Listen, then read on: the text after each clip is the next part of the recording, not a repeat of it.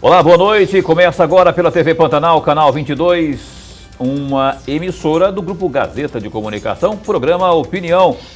Sextou, rapaz, nada de ver que a semana já se foi. A gente começava logo, começamos a semana já e já estamos terminando a semana já, porque voou assim, ó. Puf.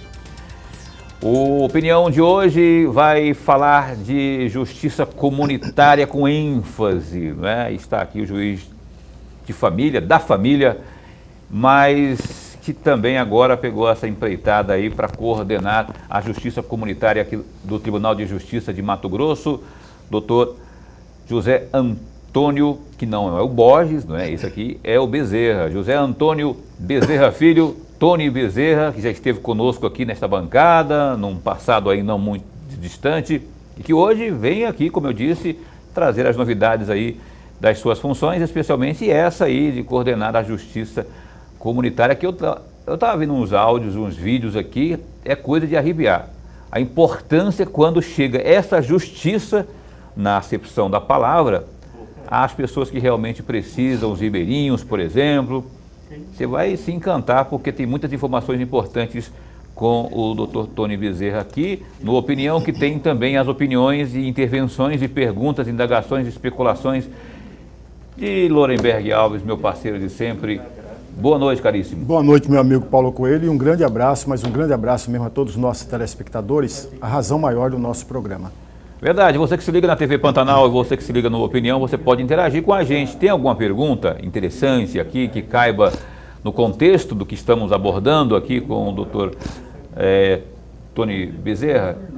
Se tem, mande, por favor, você tem espaço livre, franco aqui no Opinião, 99932-2529, é o WhatsApp do Opinião para você interagir com a gente. É um prazer enorme atender aqui as suas participações, você, telespectador do Opinião, que tanto assiste pelo canal 22, TV Pantanal, como também pela internet, no www.gazetadigital.com.br, como também pela página no Facebook da TV Pantanal. Doutor Tony Bezerra. Eu vou falar Tony porque ele é conhecido como Tony, mas o nome é José Antônio Bezerra Filho, que é juiz de direito e sabe tudo sobre a justiça da família, não é? Que a gente sempre fala aqui, justiça da família, e que hoje vem aqui também com essa boa novidade que é a justiça comunitária, que o senhor passa a coordenar. Já vou começar por ela, que é um assunto que também me encanta, quando vê ali o sorriso no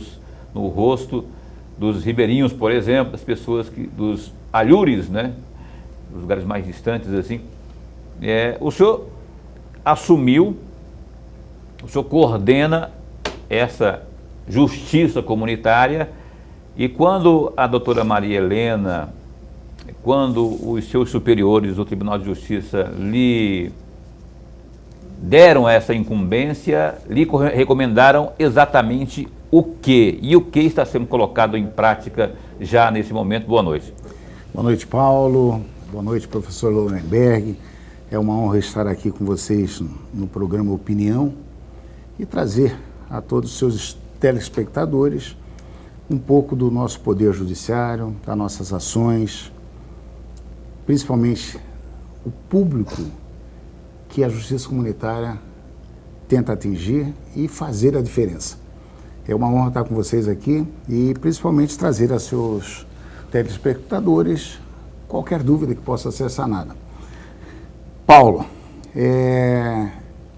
eu teria que fazer uma retrospectiva nessa sua pergunta, porque eu já estou há 4 administrações da presidência, que a justiça comunitária está vinculada à presidência do Tribunal de Justiça. Então, desde a época do desembargador Paulo da Cunha, com a desembargadora Clarice, que me alçou a essa coordenação estadual, e os meus agradecimentos.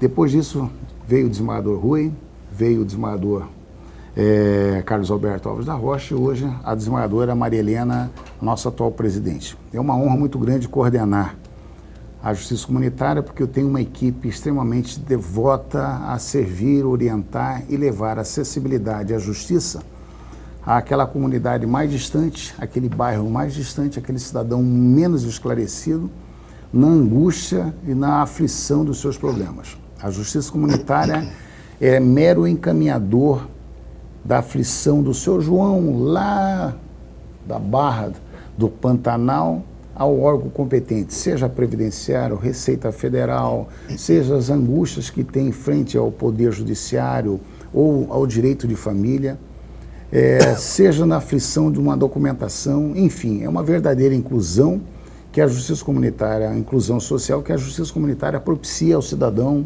João. E é uma honra, realmente, estar à frente disso. E dentro dessas 4 administrações, eu posso dizer que o Poder Judiciário ficou, modestamente dizendo, mais próximo ao cidadão. E eu tenho incansavelmente trabalhado nessa linha, porque não que o Estado ou o município esteja ausente, mas eu vejo, pela dimensão do Estado nosso de Mato Grosso, o Brasil que é e a dimensão que é chegar no serviço a esses rincões das pessoas mais necessitadas. E temos trabalhado nesses últimos 6 anos incansavelmente nesse propósito: servir, orientar, educar e mudar paradigmas. Eu posso até dizer mais: é o Poder Judiciário aproximando cada vez mais do seu jurisdicionado. Mas essa engrenagem toda, para funcionar, eu preciso dos parceiros. E esses parceiros é que fomentam toda essa ideia de a gente, nós como magistrado e equipe, de continuar acreditando em fazer a cada dia melhor. Então, assim, só para dar uma explicada aqui, não é que ele, doutor Tony, seja novo nessa empreitada aí, não. É porque agora trocou, agora temos a doutora Maria Helena Povas no comando do Tribunal de Justiça.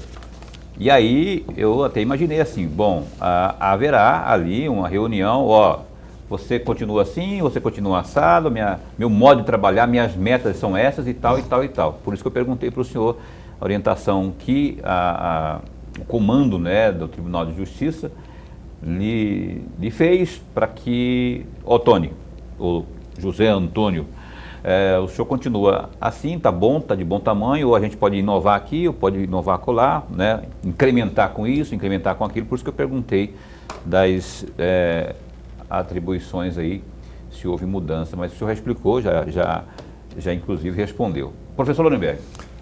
Bom, antes de mais nada, a nossa alegria, registrar a nossa alegria dupla. O senhor pode estar certo disso, dupla.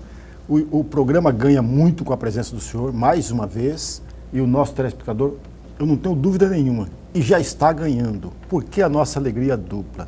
Primeiro, cada vez mais a possibilidade de falar um pouco mais do trabalho do judiciário, até para o conjunto da população para poder conhecer um pouco mais do judiciário.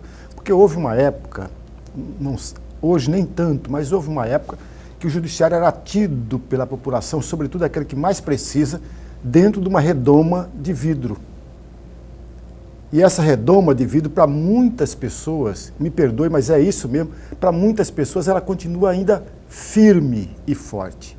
Por isso, quanto mais a gente tem a presença de um membro do judiciário para falar um pouco mais do judiciário, é melhor para todos nós. É a justiça mais próxima do povo, literalmente, né? Exatamente. E a segunda alegria, que é exatamente uma carreira brilhante que o senhor tem. A gente lembrava, antes do começo do programa, a carreira que o senhor fez, uma carreira simplesmente brilhante. Eu não vou citar todas as etapas, mas vou tocar num ponto que é bom que a gente toque aqui, que é exatamente o senhor foi juiz auxiliar da Corregedoria Geral da Justiça. Ao assumir esse cargo, o senhor disse que era o grande desafio da sua carreira. E aí eu tenho 3 perguntas para tocar exatamente nesse ponto. A primeira delas, quando o senhor se refere ao grande desafio da sua carreira naquele momento, o que o senhor de fato estava se referindo e chamando de grande desafio? E a segunda questão, ou o senhor prefere em partes? A segunda questão, que está ligada à primeira, qual é a função de um corregedor geral, a Corregedoria Geral da Justiça, para que o amigo telespectador que não tem familiaridade com as coisas do judiciário possa entender um pouco mais. E a terceira questão, com relação ao plano, eu me lembro quando o senhor assumiu, o senhor disse que já tinha lido todo o plano de ação da Corregedoria Geral, em especial aquela do diálogo, de aproximar com o juiz, sobretudo o juiz lá da ponta. E aí eu chamo a atenção do senhor para uma reflexão. Qual é o balanço que o senhor faz hoje daquele momento de aproximação da corregedoria do juiz lá da ponta? Professor Lorenberg, é sempre uma honra ouvi-lo e o Paulo também, evidentemente, nessas buscas de dados do passado. Então, logo cheguei em Cuiabá, na gestão já do desembargador Orlando de Almeida Perret, promovido da comarca de Barra do Garça para a 5ª Vara de Família e Sucessões em Cuiabá. E, dentre os outros colegas que aqui estavam, eu fui convidado pelo desembargador Sebastião Moraes Filho de ser um juiz auxiliar dele. É uma honra de todo magistrado chegar à corregedoria, chegar à presidência do tribunal ou à vice-presidência e poder auxiliar seus pares com tamanha responsabilidade que é em gerir 270 comarcas, 79 comarcas com 280 juízes em atividade. Evidentemente que quando você chega a uma responsabilidade como essa, como juiz auxiliar, você tem que pensar numa visão macro. Então, aquele mundo seu de jurisdição, juiz, Estado, limitado a uma 5ª Vara de Família, te abre um leque do Estado inteiro para você coordenar colegas com a mesma atribuição, competência, inteligência e, evidentemente, com o seu livre-arbítrio de agir como julgador. Era um grande desafio. E eu, conversando com o desembargador Sebastião à época, eu me senti, evidentemente, lisonjeado por esse convite, mas o meu grande desafio era saber que com meus colegas, 280 colegas, eu teria que ter uma tratativa diferenciada, porque a corregedoria, e eu entro na segunda pergunta do senhor, é um órgão orientador para todos os juízes. Nós temos uma LOMAN a seguir, a Lei Orgânica da Magistratura, temos valores, temos o Código de Organização Judiciária, temos a legislação pátria constitucional e infraconstitucional a seguir, temos a aplicabilidade de uma norma processual a como agir, seja ela processo civil ou processo penal, temos o eleitoral, que também eu fui juiz auxiliar da corregedoria no TRE. Então é um conhecimento muito grande e sabendo que a sua atribuição e a minha na época que era tratar com todos os colegas no mesmo patamar de igualdade. Então era um desafio porque era um colega, eu como juiz, auxiliar da corregedoria, tinha o dever de ali conversar, orientar e a gente buscar caminhos que os nossos judicionados pudessem ser melhores atendidos e favorecidos no aspecto legal.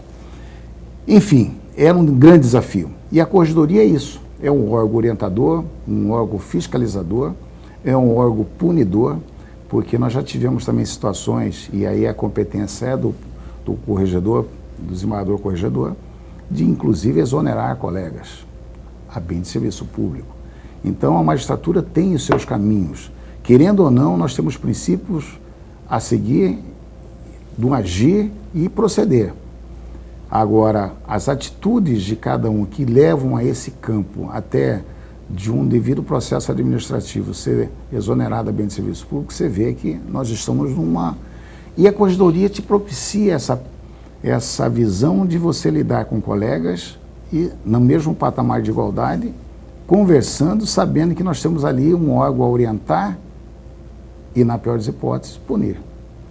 Então foi um grande desafio eu ter com esse desafio. Eu coloquei isso à época para o desembargador. O senhor está pesquisando a minha vida, mas de qualquer forma, é muito legal saber disso, porque nós somos vitrine hoje.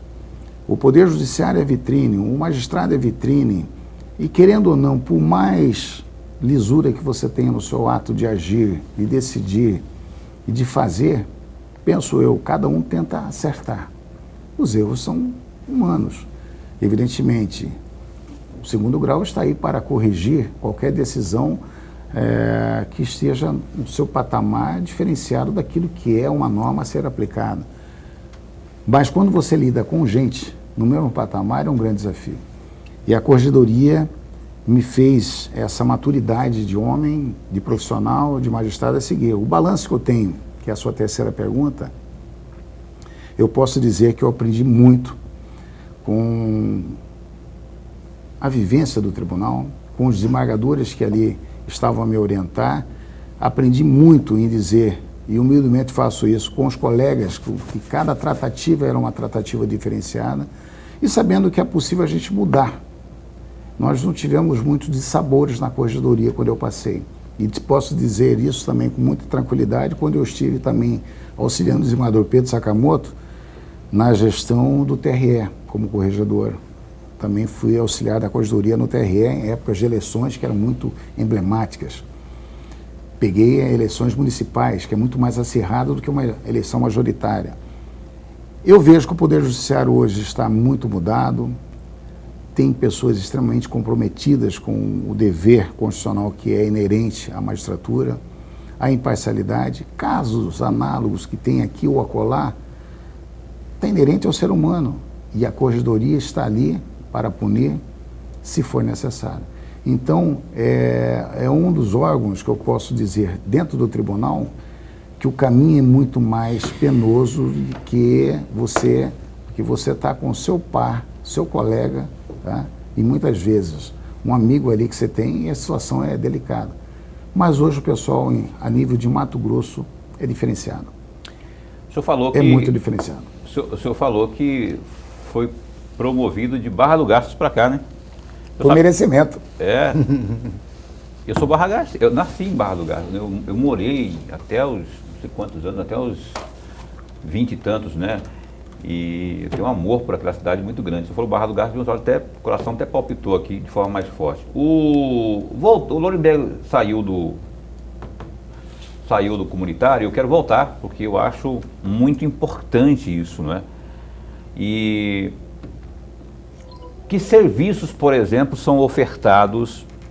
O senhor falou de parceiros aí, eu sei que a Marinha está lá, o governo do estado também está lá, mas que tipo de serviços são ofertados e quais são as maiores procuras? Quando chega lá a caravana, o que eles procuram mais? Hoje é apaixonante falar da justiça comunitária. E isso aqui eu agradeço, evidentemente, à desembargadora Clarice, que me alçou a essa coordenação. Só para um adendo aí, ela que então, a desembargadora Clarice, que tem essa prerrogativa de fazer a promoção propriamente? Não. Como isso funciona aí, isso? Na época, há 4 gestões atrás de presidência, ela era vice-presidente. Ah, entendi. Agora sim. E aí a justiça comunitária está vinculada à presidência. E naquela... Doutor Tony, não quer assumir? Olha, no pedido da senhora, não posso dizer não. Eu agradeço isso imensamente à desembargadora Clarice, que é um coração maior que a toga.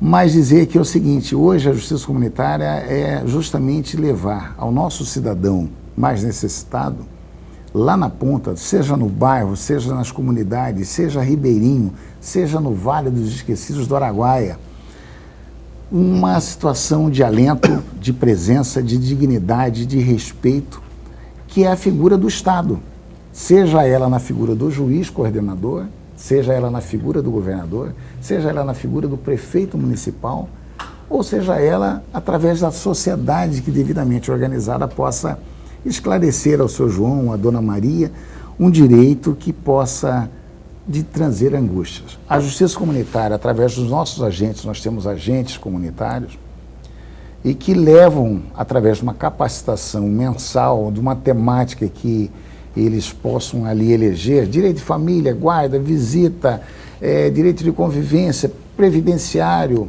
a angústia do seu João, a angústia da Dona Maria.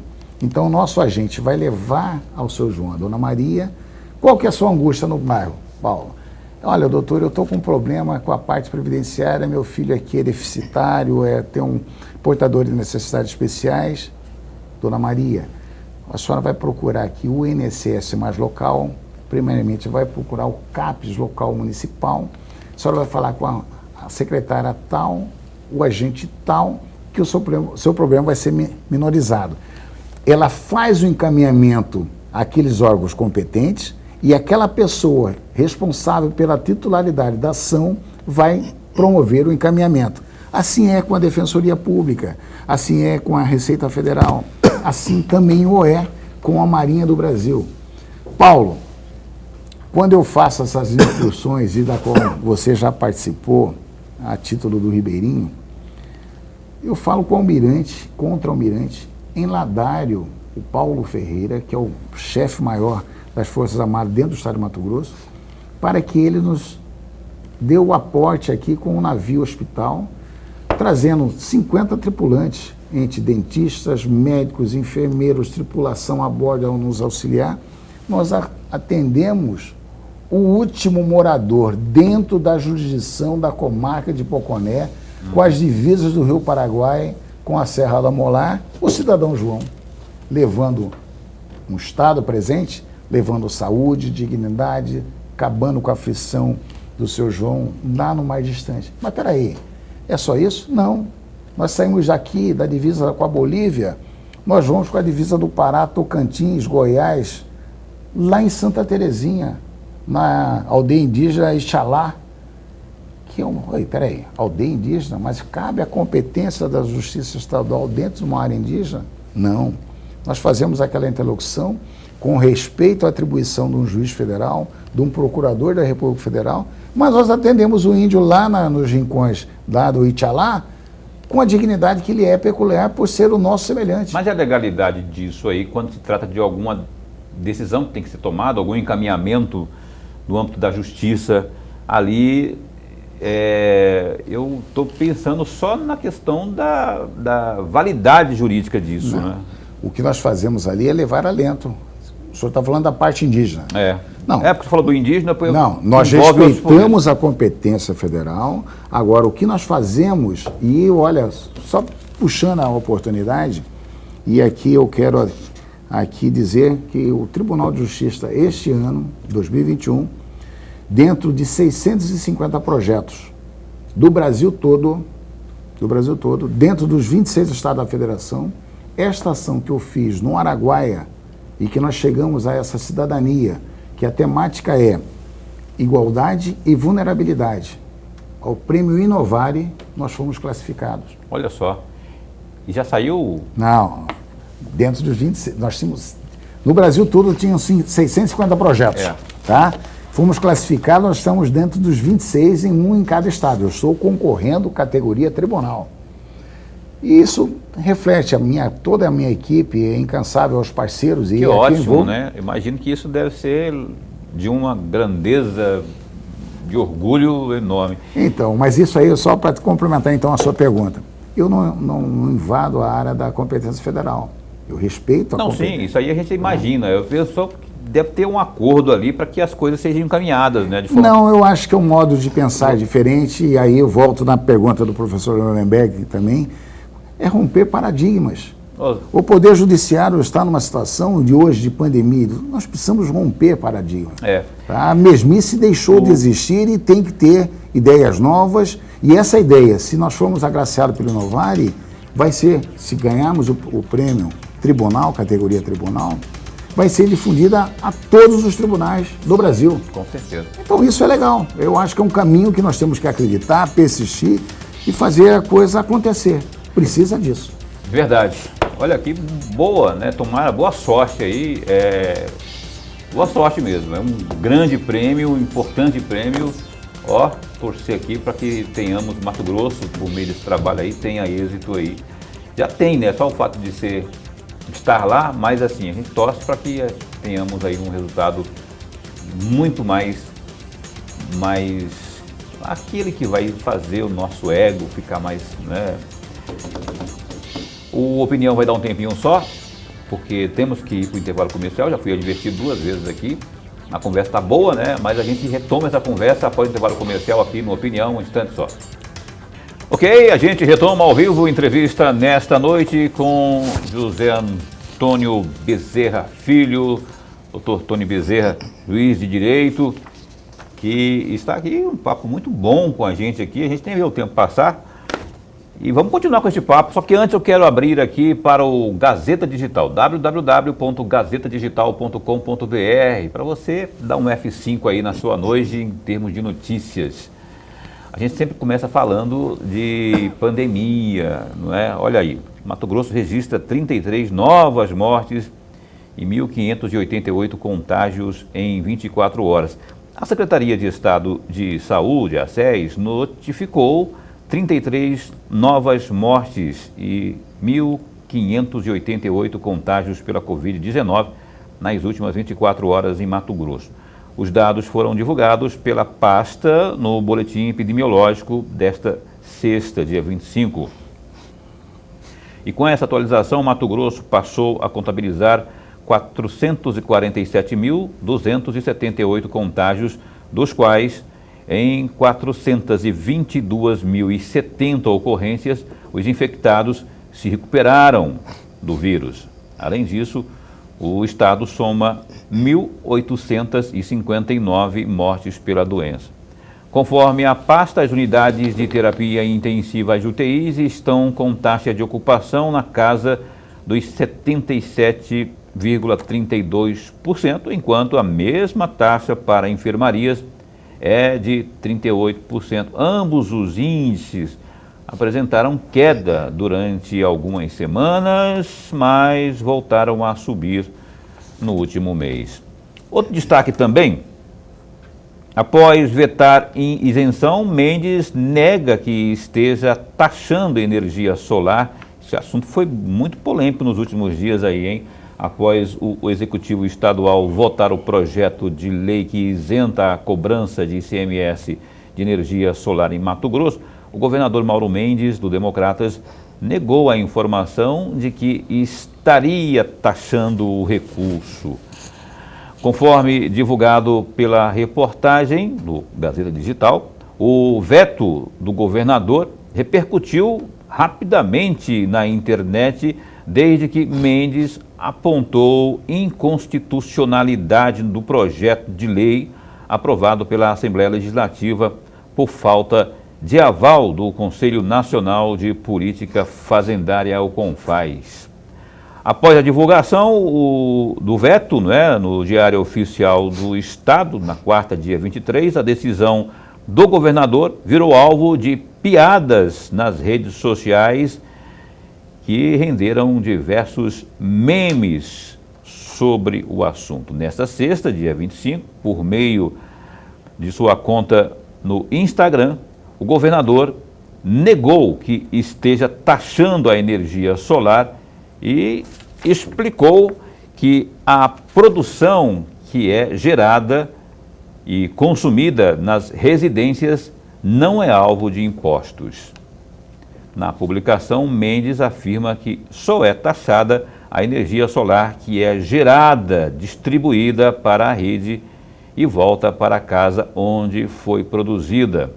A cobrança, conforme o governador, se dá por conta da taxa de uso da rede. Aí você acompanha mais detalhes no Gazeta Digital. Nuremberg do céu, que história, né, rapaz? Precisava dessa polêmica toda aí. Agora, a polêmica não nasceu por acaso, né? Houve ali um endurecimento do Executivo, pelo menos na minha leitura rasa, eu não me aprofundei muito, mas pelo que eu estou lendo aqui, e aí acabou virando essa bola de neve aí, que para apagar esse fogo aí, no mínimo houve algum desgaste, né? Uma pinceladinha bem rápida aí dessa... Mas, Paulo, você está coberto de razão. É muito rapidamente, amigos, vamos colocar 2 pontos que me parecem importantes. De novo, o governo do Estado e o governador não têm a sensibilidade para tratar de um assunto que, por muito que nós saibamos dele, nós não sabemos o bastante que deveríamos.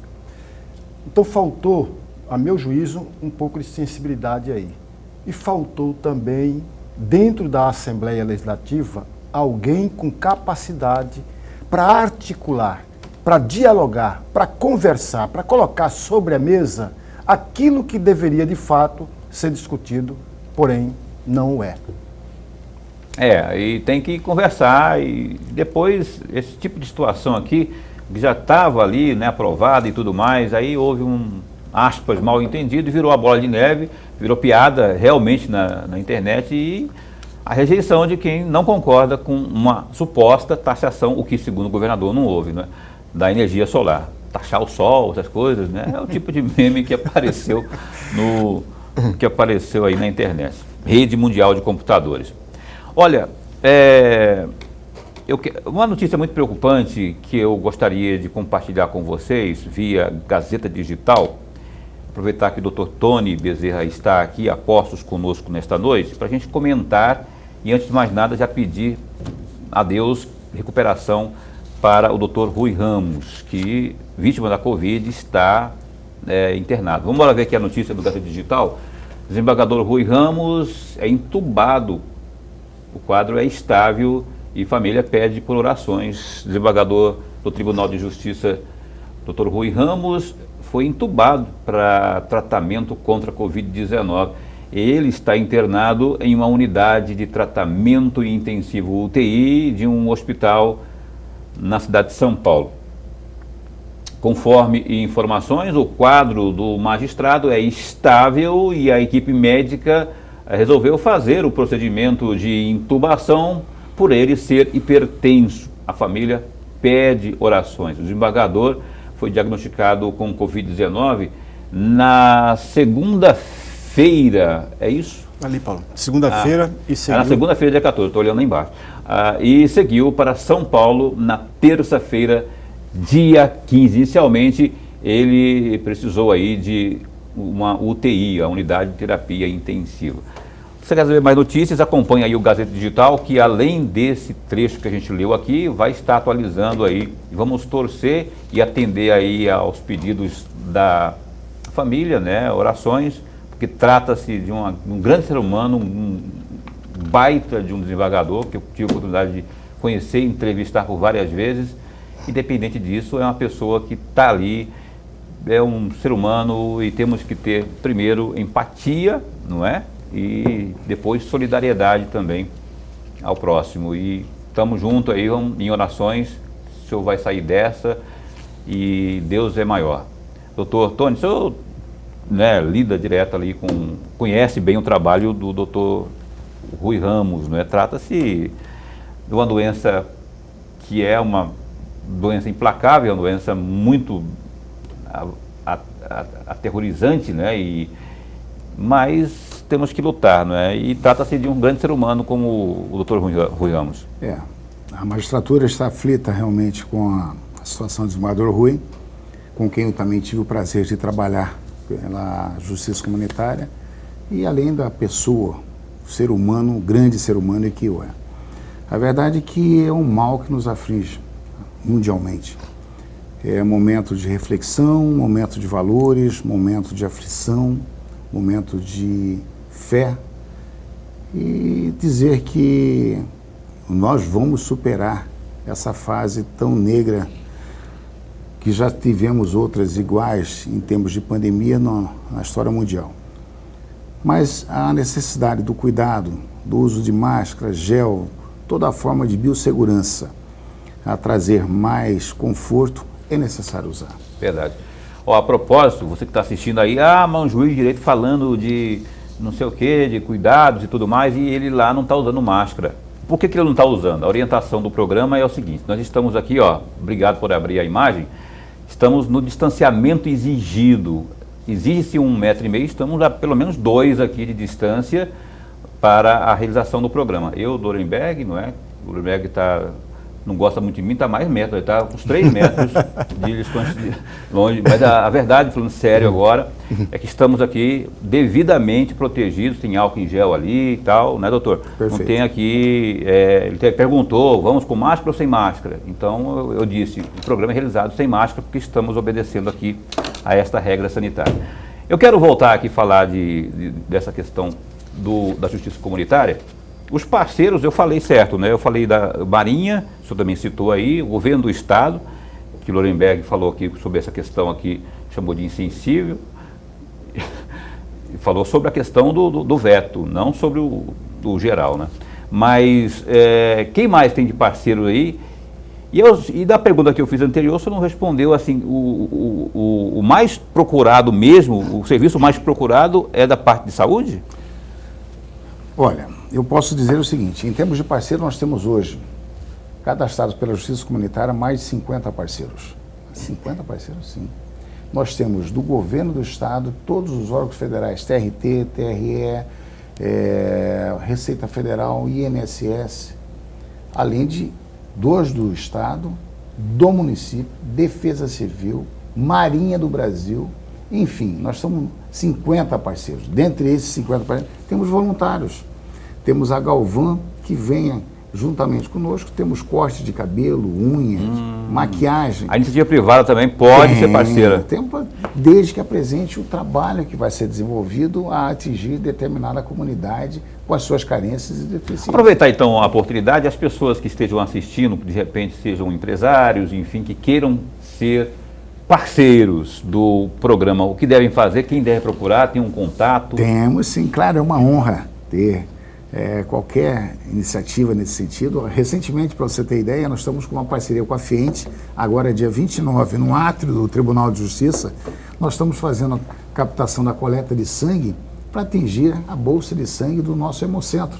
Ótimo. Então são parcerias que vão dignificando, e aí são servidores, são públicos, que aqui eu passo nessa sua audiência esse convite para que ali possam dirigir-se ao Tribunal de Justiça. Estaremos com o ônibus do Hemocentro fazendo a coleta para, justamente nesse tempo de pandemia, atender os mais necessitados que se encontram em situação de vulnerabilidade, entubado, enfim.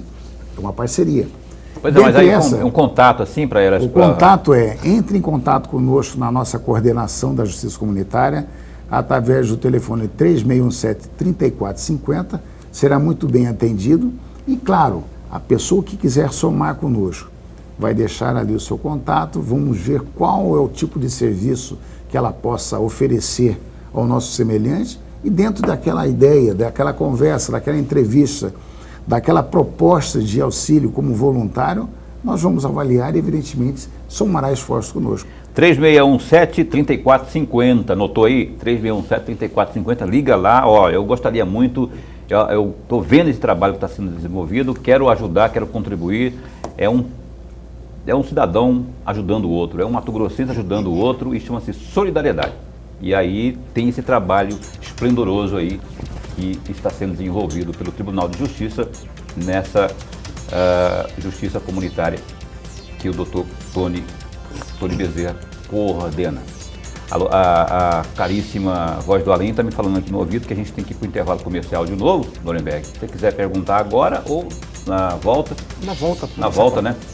E então tá, estamos entrevistando aqui o doutor José Antônio Bezerra Filho, que é juiz de direito, continua conosco, a gente volta já já. E a opinião está de volta, e a gente falou que era breve, e foi breve mesmo, estamos de volta hoje entrevistando o doutor Tony Bezerra, juiz de direito e coordenador do Núcleo da Justiça Comunitária do Tribunal de Justiça de Mato Grosso. Eu quero logo baixar essa poeira aí da pandemia e trazer aqui, primeiro vou convidar, né? Já convidei uma vez a doutora Maria Helena Povas para vir falar conosco aqui, trazer as novidades do tribunal. Eu sei que tem muita novidade ali e ela, eu sei que é boa de entrevista, já entrevistei várias vezes. Logo a gente vai estar perturbando aí a doutora Maria Helena. Já mandei recadinho do WhatsApp, estou só beirando, daqui a pouquinho ela vem. Lorenberg. Olha, vamos voltar lá para um assunto que chama a atenção de todos nós, a questão da justiça comunitária, que o senhor tocou nele e falou a respeito, mas muito ainda há para falar a respeito dele.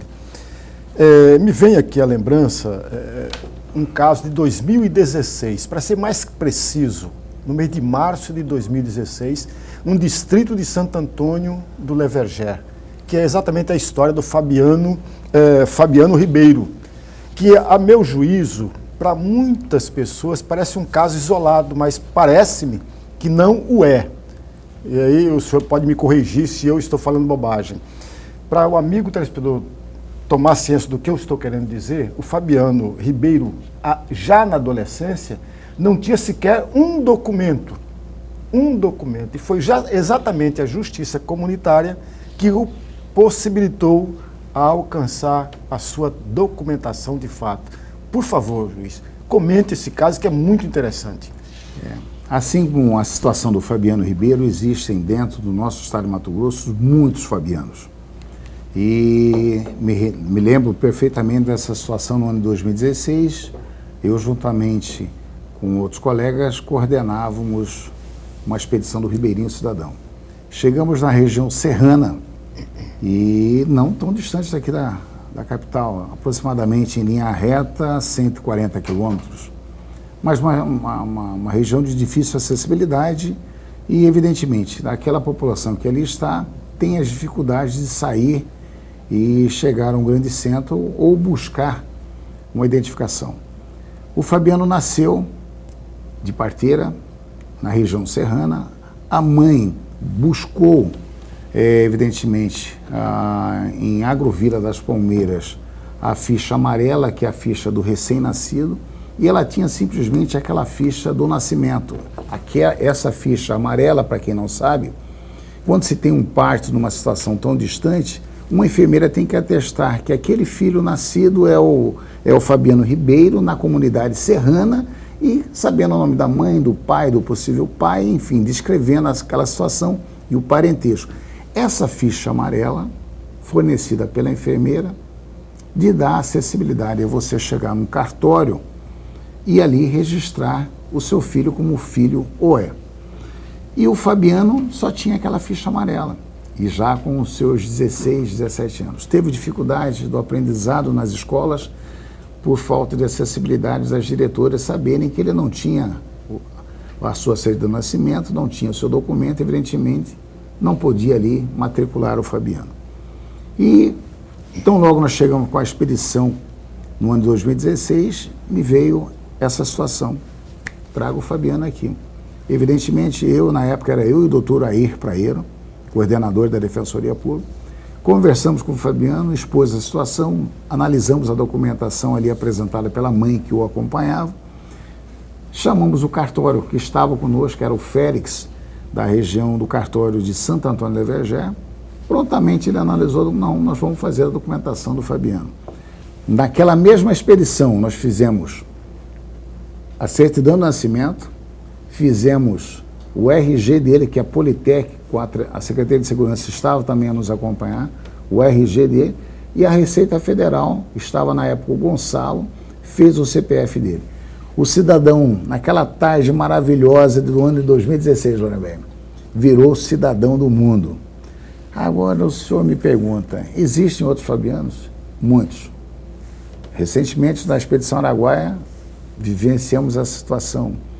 O ano já de 14 anos da expedição do Projeto Ribeirinho, vários fabianos passaram ao nosso registro. Você quer que eu lhe diga mais? Na gestão, há 6 anos atrás, presidente e desembargador Paulo da Cunha, nós fizemos uma ação em Livramento e lá um senhor de 79 para 80 anos, uma situação muito... Tem isso gravado em áudio e vídeo. Eu não me recordo o nome dele agora, seu Joaquim, se não me engano. 79, não tinha documento. Quem entregou a certidão de nascimento para o senhor Joaquim, vou colocar aqui, mas tem documentado, foi o desembargador Paulo da Cunha, presidente do Tribunal de Justiça. Naquela mesma, 79 anos, naquela mesma manhã em Livramento, ele também virou cidadão do mundo. Então, essa situação no Fabiano não é tão distante. Nosso estado de Mato Grosso é uma dimensão que vocês conhecem. É possível chegar à justiça comunitária, é isso? É possível virar o cidadão Lorenberg através de uma ação dessa? É possível. Claro que nós seguimos todas as formas de procedimento, de legalidade, e a dar ao senhor Lorenberg, ao senhor Fabiano, o cidadão que ele há e tornar-se-á, né? Evidentemente que tudo isso são dificuldades de acessibilidade. De onde ele estava, para ele chegar aqui, buscar esse documento, é difícil.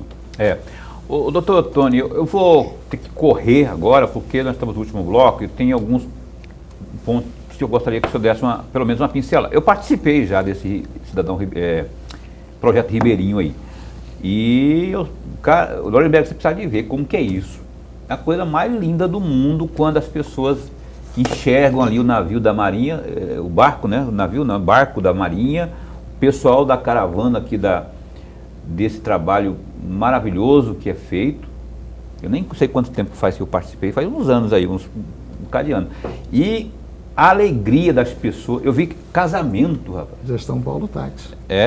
Casamento, Paulo Tax? Pedro Tax. Pedro Tax. O casamento assim de gente que estava angustiado, atendimento dentário, de oftalmológico e tudo mais, que não chega, que o poder público, por meio do executivo, municipal, estadual e federal, não levam. Ora pelo acesso, mas aí vem um pool de gente, de empresas, de órgãos e leva lá. E eu gostaria de saber, agora, pro Nortão lá, tem o Telespires, falou do Araguaia, falou aqui do Pantanal, mas e a região lá, tem projeto para isso? Temos essa como meta, um desafio. Eu fico até envaidecido, Paulo, de você falar e já ter participado comigo, lembro muito bem a sua atuação e realmente foram anos diferenciados porque nós tínhamos aí uma gama de quase 150 profissionais a nos acompanhar. E fomos na cheia, hein? Pegando aquela cheia... Pantanal diferente, São mas Pedro, não sei das quantas lá, a gente tinha que dar no meio do mato de barco e coisa doida. Perfeitamente. E isso tem sido o nosso motivador em essas ações. Fizemos recentemente, há menos de 25 dias atrás, a região do Porto Jofre. Também fizemos Foi lindo também. Maravilhoso. De cestas básicas e tudo mais. Agradeço aqui a nossa primeira-dama, Virgínia Mendes, e através da secretária Rosa Maria, que tem sido nossa grande parceira nesse sentido de solidariedade. Mas dizer, por Nortão, nós temos também desafios. Tá? Evidentemente, o que nós estamos enfrentar agora, nesse tempo, é o cuidado necessário da pandemia. Então, essas aglomerações, porque o projeto Ribeirinho ou o projeto A Expedição Araguaia, ela visa público. Ela tem a necessidade, a necessidade do público de estar ali resolvendo as suas aflições. E nós temos que nos conter com relação à norma de segurança, a máscara de álcool e gel, distanciamento, filas, profissionais de acessibilidade. Existe por trás de toda essa logística uma grande preocupação nossa de contaminação. Agora, a sociedade acredita nesse projeto. A sociedade e assim a presidência do tribunal, através da desembargadora Maria Helena, se eu levar essa proposta do Nortão, ela, do jeito que eu conheço o espírito também de mulher, de grande líder que é, ela, claro que vai dar... Ela vai se encantar, ela vai... E ela já nos acompanhou também. Já? Sim, a desembargadora é nesse mesmo perfil. Chilão. Nós estamos a mudar paradigmas. Eu posso dizer que hoje temos uma presidência coordenada com a mulher e da fibra que não é uma responsabilidade fácil. Com certeza. E tem tirado isso com grande maestria a conduzir essa orquestra. Tá? E isso a nível nacional. Isso que é fundamental, é acreditar. Depende de quê? A questão financeira também pesa para se definir isso, não? Com relação à expedição? Lá para o Vale do Arinos, lá para o Nortão, lá pra uma expedição para aquelas bandas lá. Nós temos uma logística diferenciada. Quando eu tenho os parceiros, cada órgão se limita a trazer a sua equipe em uma caminhonete. Então, o custo disso, quando nós visamos levar uma expedição, se resume à diária do profissional e a caminhonete cedida pelo órgão competente. Ali nós vamos agregando essa grande rede de união, de esforço. E voluntários também, né? E servir, claro. Os voluntários já entram numa outra preocupação também, que tudo isso a gente propicia acomodação, alimentação, deslocamento, então tem um custo. Quando eu pergunto voluntários, por exemplo, o oftalmo que vai, ele vai de forma voluntária, ele não é pago pelo... Temos duas situações. Aqui eu posso dizer vários profissionais que nós acompanhamos voluntariamente, mas também quando a gente pensa numa ação como essa, por exemplo, semana que vem eu estou indo para Alto Araguaia. E lá o prefeito local contratou profissionais, nós temos o nosso caminhão da oftalmologia, tem 600 consultas a serem feitas semana que vem em Alto Araguaia. E claro, juntamente com o prefeito local, com as ações locais e o Poder Judiciário chega com o seu produto de mediação, conciliação, família, pai presente, INSS. Então nós agregamos valores àquela população de Alto Araguaia. Esse é o objetivo e o sucesso da Justiça Comunitária. Professor Lorenberg. Mas muito rapidamente, juiz, nós lembrávamos do caso do Fabiano, mas também outro caso, do Etelvino, do senhor Etelvino, lá da Fundação Abrigo Bom Jesus. Ele recebia a sua pensão cuidadosamente e o filho ficava com toda a grana dele e deixava ele abandonado. E aí o judiciário agiu e agiu corretamente, nomeando uma curadora. Eu gostaria muito de ouvi-lo a respeito disso, porque o senhor esteve lá na Fundação antes de nomear a curadora. Precisamos ouvi-lo em 1 minuto e meio. Tá, eu quero dizer aqui que é uma honra estar sempre com o professor Leonel, porque ele busca os dados mais... Seu Teovino, veio também a nosso conhecimento essa situação do seu Teovino, e existe também vários eutovinos. Aqui eu alerto a comunidade e a população de uma maneira geral. Essas ações geralmente se dão através de uma curatela, de uma interdição. E ali o filho interditou o pai pela condição de vulnerabilidade que o seu Teovino se encontrava. Só que, ao conceder a curadoria ao filho, este deixou ao abrigo, ao relento e às necessidades decorrentes do abrigo, e o dinheiro proveniente daquela doença da qual o seu Teovino era portador, os benefícios cedidos pelo INSS, ficavam às contas e o uso e o fruto e proveito do filho do Teovino. Quando veio essa situação, evidentemente nós tomamos a situação.